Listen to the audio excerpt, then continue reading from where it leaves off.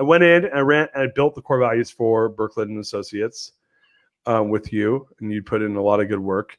And yeah, it was interesting. We had a conversation, I don't know, so this is back in 2014.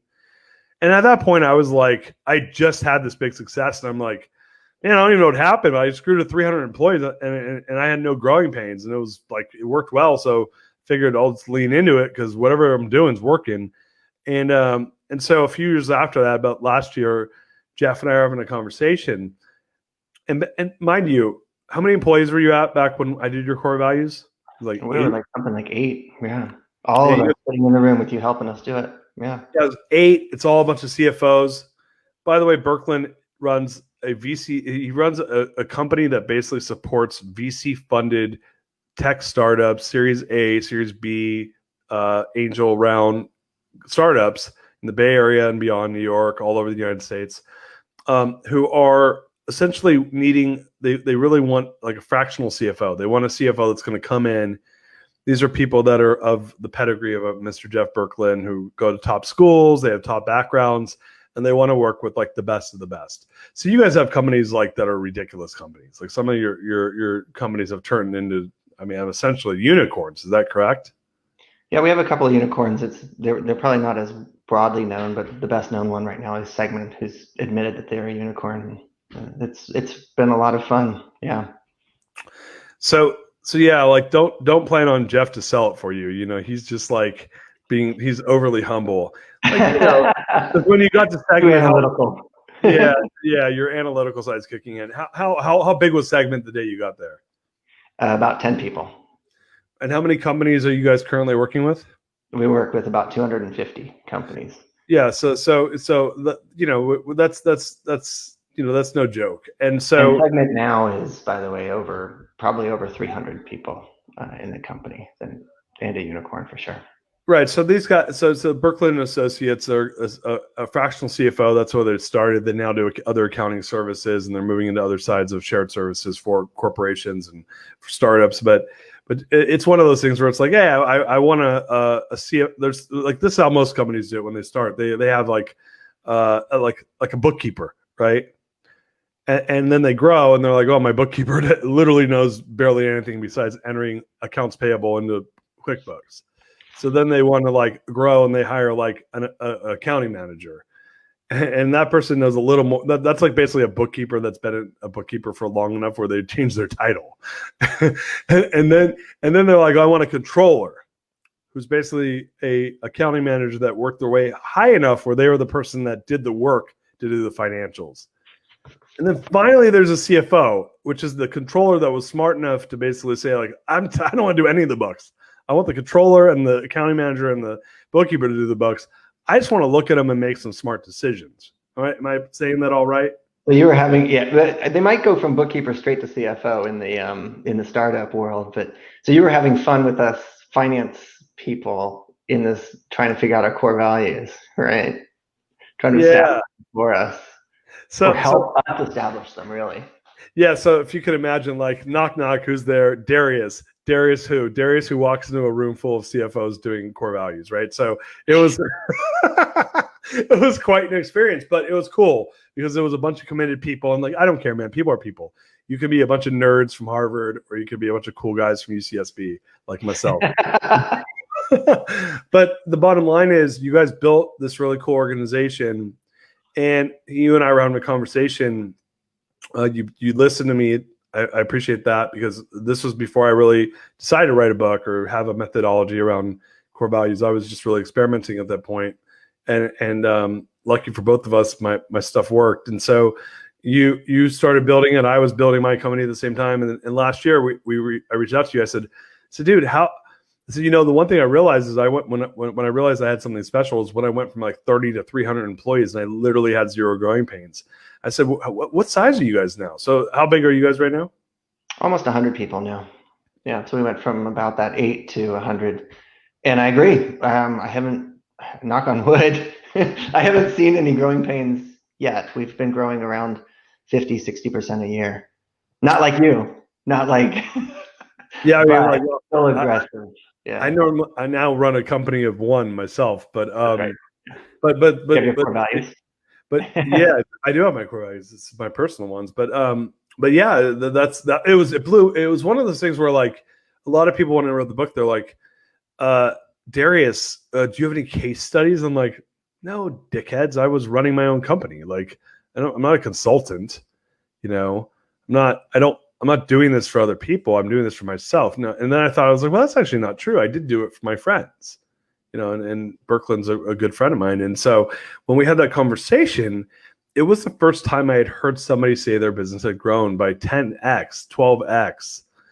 And then you had said the key thing that was really interesting to me was, oh, and it was funny when you said it. I don't know if you caught yourself. You were surprised. You're like, oh, now that I think about it, we haven't had any growing pains, right? Which is like, that's not normal, just so we can all agree on something here. Like, you don't go from 88 to 100 people in, we're talking like 5-6 years. It's a huge amount of growth without getting your teeth kicked in. Now, I will give you credit where credit's due, and that wasn't your first rodeo. You've been riding bulls for a while. But how do you feel like the core values change that for you? Well, I'd say so. First of all, you know, as you kind of referenced, I'm pretty analytical, right? And honestly, before we started doing core values, I thought it was a little bit frou-frou. Yeah, but I've done quite a number of frou-frou things now, and the analytical side of me will say it's not frou-frou. It's very real, and it creates very long-term results. And it's because it gives you a core. It gives the business a core of who they are. It attracts certain people because you say, this is what we mean. Like, we are trusted partners for us, empathy, fresh perspectives, and people who are like that should join us. And every once in a while, you have people that are not like that, and they should not join us. They should go join someone else that fits with their core values, right? And so it gives you some commonality to work from. And I was just doing my my orientation today with a few new people on the business, and all I talk about is core values. That's my part of our orientation, because it gives us that, you know, that sense of community, and it also gives us a common language to talk about, like, what we do for as a business. Like, you know, we are trusted partners. We are empathetic. You know, it gives us a language to operate from. Yeah, it's super. And I always like to use you guys as an example. And I did a presentation today, and you're always the first company I use your company to show like a comparison between themes and what headers. And I always make fun of you, actually, because your theme was empathy and your header's empathy. And I'm like, well, he went to Harvard, so who can blame him? Who can blame me? I thought you were going to say, but I'm like, yeah. Guess where empathy is on my strength finders list? 34. Yeah. Oh, I knew it. You probably is higher, but you're like, you can't admit it to yourself. I'm a good listener, I think, and I see the value. So you're like, well, as long as I can monetize the empathy, I'll move it up the list. Not quite like that, but yeah, it's funny because you guys are pretty left brain, right? You're a bunch of CFOs. That, you know, you're a business of CFOs, and you're an analytical person. You know, there's no question around that. And so it was funny for you to be attracted to this idea of using core values in your business. Can I ask you a question? You know, being an analytical person, seeing that it was a very foo-foo-ish type of thing in your mind, why did that what suddenly drew you into saying, well, maybe I'll see if Darius will come and help me with this? Because obviously it didn't feel like that big of a deal. That's a good question. I have to reflect back on that. I think, you know, in the early days, I thought a lot about who we were, like who is the business. You know, part of that, by the way, is thinking about, like, what's our essential value add. If I have a whole bunch of CFOs that are doing a lot of individual projects, like, who are we as a business? What value do we provide? Small tangent, you know, sales and marketing is one, but also another one is like knowledge share. Like, how do we make each other smarter? But when I also think about, like, who are we? You know, what is the business? I mean, you for me at least, you can't help but think about, like, what do we stand for? What are our values? I mean, like, what do we like? What do we not like as a thing? And And so I think that's why core values sort of resonated with me, because it helps decide and define like who the business is. Without that, I mean, you can provide value, I suppose, as a knowledge share, but you can't really talk about who you are like as a business. And so I think it was probably a conceptual sense as I tried to solve the problem of like, who are we and what do we stand for? And I think that intellectually people get that. I think where they fail is that they're like, yeah, I get that that's important, but how do I operationalize it for value, right? So that feeling, that understanding you had is probably what leads most people. I think the data that I'm finding is 9 out of 10 people have values in their business. So they'll do the work because, to your point, what do we stand for? But then to take it the next step, which is how do you operationalize it? And that's where I feel like that's where, at least from my own perspective, where I feel pretty confident that my book or the things that I've been working on, and even when I ran TMS, it was really around making it the main thing. Because to your point, especially in a service-based business, and unless I have like a robot business, if I got robot business, like autonomous vehicles, no one's talking, there's no humans involved, then I just got to write the algorithm to follow our values, right?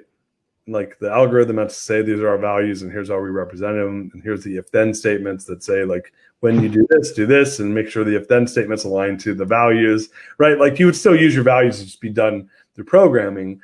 But last time I checked, we got 350 million people in the United States that aren't robots and they want to work, and I got to motivate them and I got to get them inspired, and I got to pick the right ones to come join me. And so until singularity happens and those people are all on, Andrew Yang's minimum viable lifelong income, we got human beings we got to motivate, right? I'm not again. Hey, by the way, I love Andrew Yang. Like, what's not to love? The guy's so smart. And at some point we may be on a universal, minimum income. But until we're there, I got people that are going to, they want to, and people want to work. They want purpose. And yeah, Darius, I would say, that's also probably intellectually true. Like, I can recognize that intellectually, I think, and say, people want purpose, and you can recognize it in your gut too. Everybody wants to have purpose. I think so I 100% agree. Where I found challenge, where I thought you might also be going, is how do you put them in place? Like, how do you, because you're right, you can't just write them down on a piece of paper and send them around. How do you make them real? And I know you talk about that in the book. And to your credit, one is you got to make them simple, like the words, how many words you have, like places that have like 26 core values, and like forget it. How are you going to remember that? But what I'll say is that it was hard for me to understand how to put them into place. And if I were to give anybody any piece of advice, it would be to take it slow, step by step, do it, take the easy things first and move from that. Darius, I don't know if you remember, one time you said something in our forum about like, when I'm working on something, if it's really hard, I figure it may not be the best time to do it. I like to do more of the easy stuff, and I've like taken that to heart. It's a big deal. Like if you start as core values and all of a sudden you want to jump from having core values to talking about them all the time and having everybody in the business talk about them, forget it. That's like, there's no way you're going to be able to do that. You can start by, like, one of the things you asked me, what are your core values, Jeff? And I'm like, they are, and you're like, dude, you're the CEO. You don't know your core values? So you know what I did? I put a recurring reminder once a week to read my core values until I had them memorized. There you go. That was step one. That's how you got into Harvard, dude. You studied.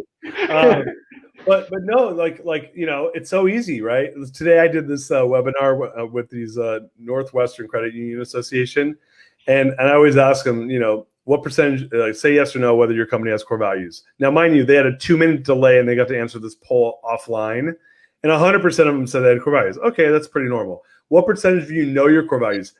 These fucking liars all said they knew their core values.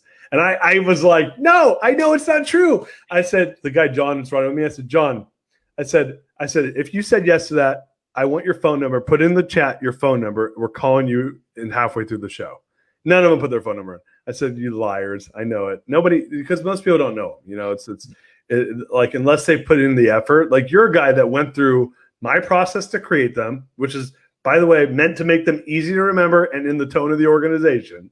And then you just still didn't know them, right? Because you hadn't operationalized them. You hadn't brought them to life in the organization. And so once you started doing that, so one way is obviously to memorize them, but that only solves for one person, you, right? Now at least you don't get embarrassed when I ask you, but you still had at that point maybe 9, 10, 15, 20 other people in the organization who it really matters. Not like it's important that Jeff Burkland knows them if he's CEO of the company. But I can argue it's really more important that the other 19 people know them. Like you could actually get away with not knowing them if the 19 do know them and do the job, right? Plus, I live them because they're, in the end, when you're that small, they are part of you. Part of the core values are your own expression. But I think my point was like you take it step by step, and the first step is the CEO needs to know the core values. That's the first step. You have to. But then after that, I think the next most important thing is that it has to mean something to you as the CEO. You have to be solving for it all the time. You're constantly solving for how do I get core values deeper in my business. There's a lot of tactics. You gave me a lot of tactics. Like, I talk to people that give me tactics. It's not hard to find tactics to pull core values into the business. And I don't mean it in a negative way. I mean good, solid tactics. But you solve it for your business step by step, and the only way you solve it for your business is it has to be on your mind. You got to be thinking about it and trying to solve for it all the time. That's what I think. So let me ask you a question, because it's a rhetorical question from my end, but you're an example of someone who I respect, who, you're a smart person, you have exposure to a lot of things, you're an inquisitive person, so you could have chosen anything to hang your hat on to really grow your business. And yet you really, from my perspective, and I use you as an example, maybe I'm doing that like selfishly, someone that really hung their hat on core values. And obviously there's other things that play into that as well. But my belief is core values are the foundation of the business. Like they become the language of the business. They're the foundation. They're what demand the expectations around behavior. So I need to get that right, and then I can build on top of that. But that's the foundation. So why is it, like, for you, having been someone that was, you went to HBS, man. So I know they have a class there where they say, hey, you got to have a mission, vision, values. It's probably something you're taught there. I don't doubt it, right? But then you go on to the next Harvard case study you guys are working on, and then you go on to the next one, and then you go on to the next one, and then you're using all this stuff. A lot of it's, going to Stagen, which a lot of people on the show hear me talk about all the time. It's probably much more of an orange mindset at Harvard, right? Strategic mindset, winner takes all. The smartest person in the room is who gets the accolades. And so you came away way different in that you went the other direction, which is obviously your very strategic mindset. We talked about this, but core values are arguably not a green or a orange asset. They're an asset of the green, right? They're now, you and I both have a strong affinity towards them because they get us the orange results. But what do you think, besides having an intuitive understanding that they're valuable, why did you keep leaning into them and keep running with them? What was it about it that made you make it such an important part of your business? Well, first of all, before I answer that, I'll say that I have lots of HBS classmates who are, I would say, sure, they want to win. No, I mean, the vast majority don't want to win at all costs. I'll say that. And they're wonderful humans, and lots of them who are much more probably aligned towards core values than you would think I would naturally be, and less analytical, but of course have strengths elsewhere. Also, we certainly have other elements of the business, I think, that work for us, like a strategy aligned with what we're trying to accomplish, to help customers, our customers, startups. But on the core value end, so like you said in our forum, we've had you and at least one other forum member that clearly says core values were sort of instrumental in your success, right? So that's important for me to see that in others. It's certainly important that, like you said, in Stagen, they reinforce that. A lot of research reinforces it. I think you might be looking for a little bit more, like my gut, my feeling I mean, my gut is in there, like it's there. No, actually, I'm not. I mean, if the algorithm came out with a different solution, I'd love to hear what the algorithm came out with. No, the algorithm is saying it's core values. I'm telling you, you have to have a essential underpinning for the business. And I don't mean it, if I were to say logically it makes sense and analytically that's why you do it because it's really good for the business. I don't want to discount it. Like I don't want to say that it doesn't matter, that it matters to people. That matters, but it is logically the best thing for a business, and it creates it creates good feeling. I mean, it makes people feel good about what they're doing in a good way, not a usurious way. Like What have you noticed? Because I can speak till I'm blue in the face as to why I think they're valuable, but I love hearing your perspective because you're someone I worked with directly on this, and then you were very inquisitive about what was working for my business, and then you adopted a lot of these concepts and strategies in your business. So I always say, like when people ask, say for the case study, I'm like, I don't have them. So I have a couple forum. I really don't though. I'm not like It's not like I worked for Boston Consulting Group and came up with this new IP that I rolled out, and then I have 15 customers that we worked with. I just don't have that, right? But what I do have is friends who casually did it in their businesses, and then less casually did it, and then they started leaning into it pretty hard. So what has been in doing that and in experiencing the growth you've had? What do you think if you were to say this is the best results that we've gotten because of this? What would you say they are? Well, I think we have improved retention because of it, so people stick around for longer because they enjoy it, they like it. It is hard to measure. I know you and I have talked about ways to measure it, but one way, and this is maybe feels more negative, but one way I can see it live in action is when we're thinking about a person who isn't, I mean, they're performing okay but not great. Maybe in most circumstances you might keep them and work on them more to improve their delivery, what they're doing. But when they don't fit the core values, when you're doing like a look at the people that fit the core values, and you're looking at this person, you say, there's something doesn't feel right with the person. That's usually how it is. It doesn't feel right. Like you can't say they're definitely not performing, and you're not necessarily seeing that. In fact, they might be performing, but then you look at the alignment with core values, and you're like, they are not aligned with our core values. That's where it's measurable, because then you have the bravery to get rid of them, because you can say, look, there's no core value fit here. We can't have this person stay with the business. It will dilute who we are.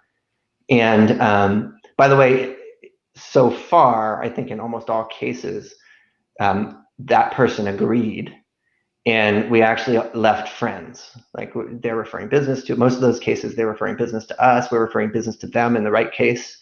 So it's not like punitive. It's more like it gives you the ability to say, this isn't the right person for our business. This would actually drag us down because it doesn't fit with everybody else. And we can help them move on to somewhere else that fits for them. So I guess that's where it's measurable. And what have you noticed from the perspective of people, you bring them in the business, how is the team using the core values to increase performance or increase profitability? Have you seen any of that type of thing? I mean, obviously some of it's less measurable than others, but how have you guys experienced maybe an increase in performance or profitability from it? Well, one of our core values is trusted partner, and the essence of that core value is, or one part of it is being honest, like building trust through honesty, not just agreeing with somebody just to agree, but actually putting the truth out there. It wraps up a little bit in the CFO is usually often the number two for the CEO, and somebody that the CEO can confide in because of everything that the CFO sees.